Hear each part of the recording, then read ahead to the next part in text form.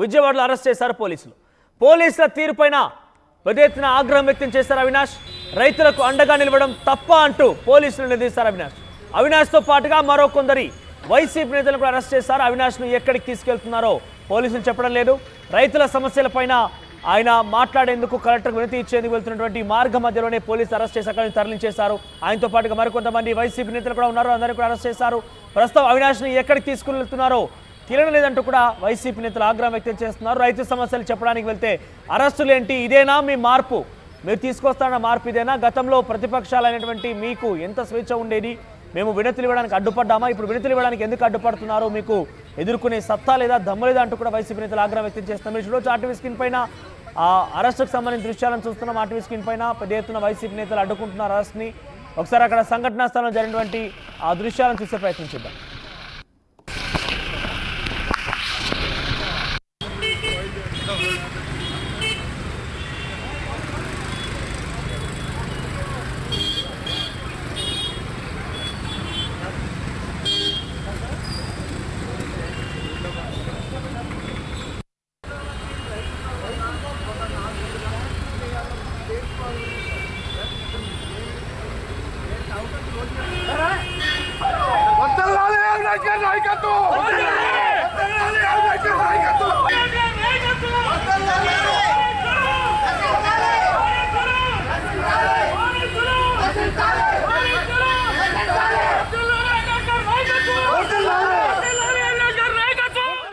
Right, Devineni Avinash arrest చేస్తుంటే పెద్ద ఎత్తున వైసీపీ నేతలు అడ్డుకుంటున్నారు. ఒకసారిగా విజయవాడలో అరెస్ట్ తర్వాత దేవినేని అరెస్ట్ తర్వాత ఒకసారిగా వైసీపీ నేతలు పెద్ద ఎత్తున ఆందోళన వ్యక్తం చేస్తున్నారు. హైటెన్షన్ నెలకొందని చెప్పొచ్చు. రైతు సమస్యలు కలెక్టర్కి వినతి ఇచ్చేందుకు వెళ్తుంటే ఈ రకంగా అరెస్ట్ చేస్తారంటూ కూడా మండిపడుతున్నారు. మరిన్ని అప్డేట్స్ సీనియర్ జర్నలిస్ట్ కృష్ణమోహన్ అందిస్తారు. కృష్ణమోహన్, అసలు ఏం జరిగింది? రైతు సమస్యలపైన వినతి ఇచ్చేందుకు వెళ్తున్నటువంటి అవినాష్ని అరెస్ట్ చేసినట్టు తెలుస్తోంది. ఇంతకే ఆయన ఏం చెప్పాలనుకుంటున్న రైతుల సమస్యలు ఏంటి?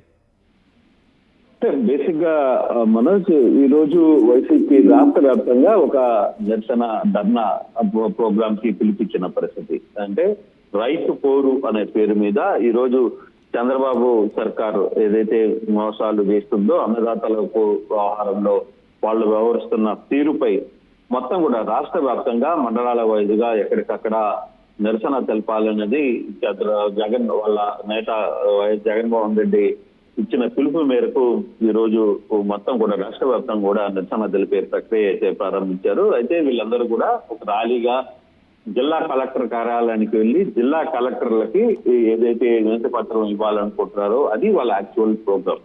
అయితే దీంట్లో పూర్తిగా సూపర్ 6 హామీలు చెప్పినట్టుగా పెట్టుబడి సాయంగా రైతులకు 20,000 ఇవ్వాలి అనేది సూపర్ 6 లో హామీ ఇచ్చారు.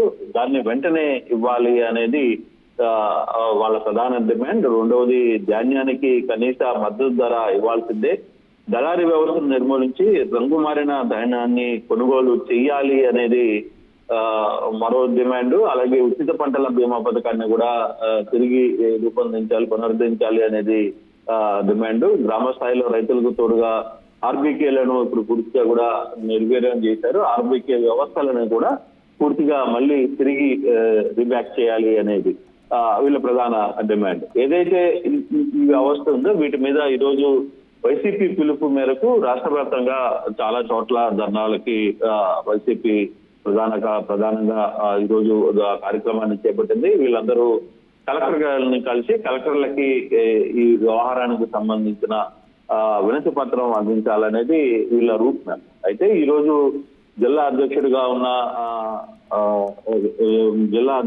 ఉన్న ఏదైతే ఉన్నారో వీళ్ళందరినీ కూడా తీసుకుని వచ్చి ఇక్కడి నుంచి కలెక్టర్ కార్యాలయానికి వెళ్ళాలి అనేది వీళ్ళకున్న కంటెంట్. యాక్చువల్ గా ఈ రోజు జరుగుతున్న కంటెంట్ లో అవినాష్ జిల్లా అధ్యక్షుడిగా ఉన్నారు. అవినాష్ తో పాటు ఇతర వైసీపీ నేతలందరూ కూడా విజయవాడలో 10:30కి తన కార్యక్రమానికి పిలుపునిచ్చారు. అయితే ఇంటి దగ్గర నుంచి బయలుదేరేస్తున్న అవినాష్ ను ఇంటి దగ్గరే పోలీసులు అరెస్ట్ చేయడం జరిగింది. అక్కడ కొంత వాదోపవాదాలు చోటు చేసుకున్నాయి. అయితే అరెస్ట్ చేసిన అవినాష్ ను ఎక్కడికి తీసుకెళ్తున్నారో కూడా తెలియకుండా పోలీసులు బయటకు తీసుకెళ్లిపోయారు. అంటే ఒకవైపు ఈ రోజు చాలా స్టైలిష్ ప్రోగ్రామ్ ఒకటి వైసీపీ కుటుంబ ప్రభుత్వం ప్రారంభించింది.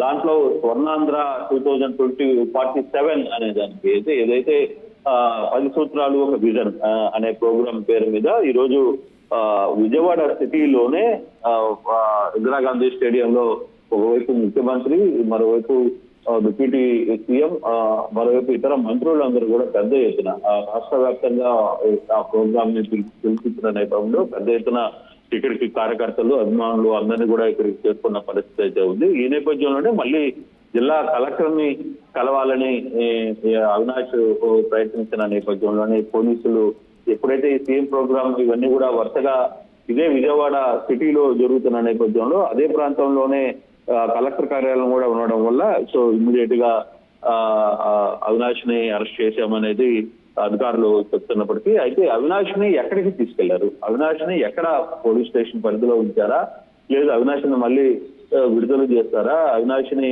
ఏ ప్రాంతానికి తీసుకెళ్లారు అనేది మాత్రం పోలీసు